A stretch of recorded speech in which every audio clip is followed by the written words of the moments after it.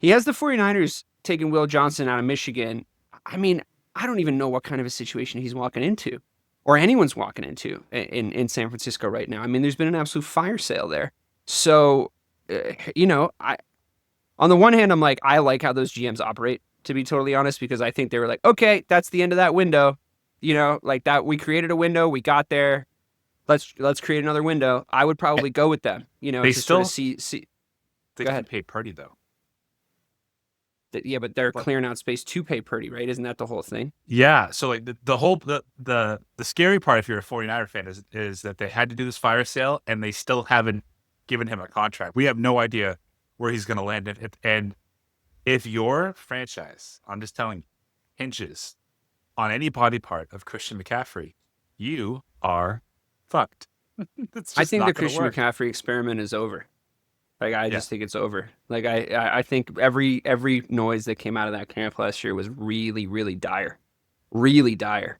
I didn't think it was good at all. Anything I heard about him all year. I know people were burned in fantasy, but it's like, dude, what did you think was gonna happen? Like he's just that player. Like it's every year you get burned on that. Can you imagine?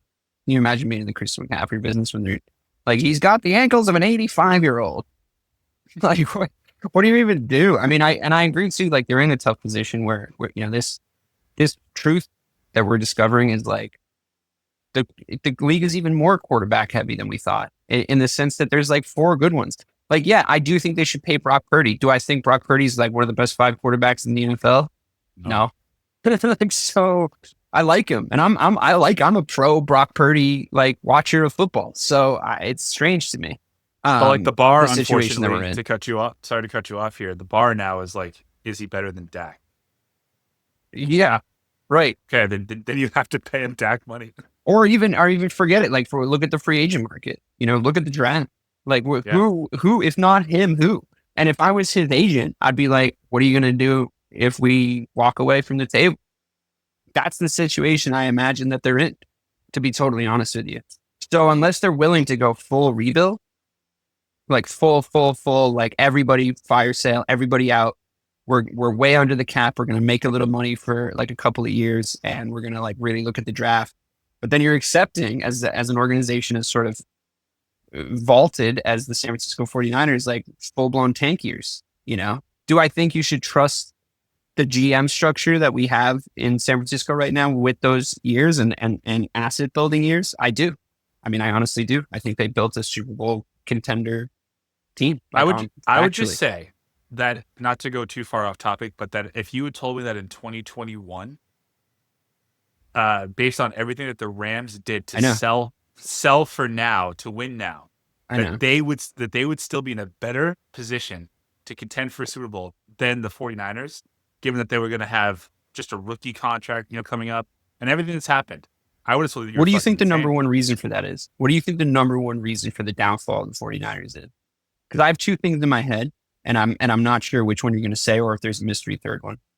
Uh, well, early on, it was the fact that they didn't have a healthy enough quarterback. I mean, But they health. would have. That was going to be what I was going to say. Just health in Yeah, general. Like they always gamble on risky, like health. Injury prone is not a word I like love to throw around because there are some guys that's just like shit. He broke his leg. Like what do you want him to do? Like fucking hell.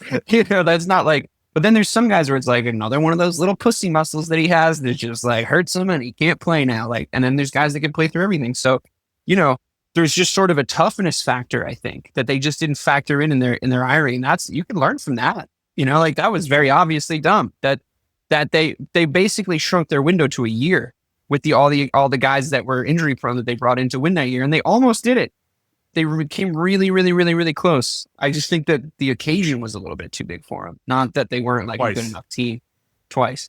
Not that they weren't a good enough team. So we'll see. It's weird. I still think they'll be good fast. Like I don't think they're going to languish because people want to play in San Francisco. Like that's a really good franchise. If you're a 49er, like that's elite. If you ask me, like it's one of the storied franchises just based on wins, culture, the uniforms look cool.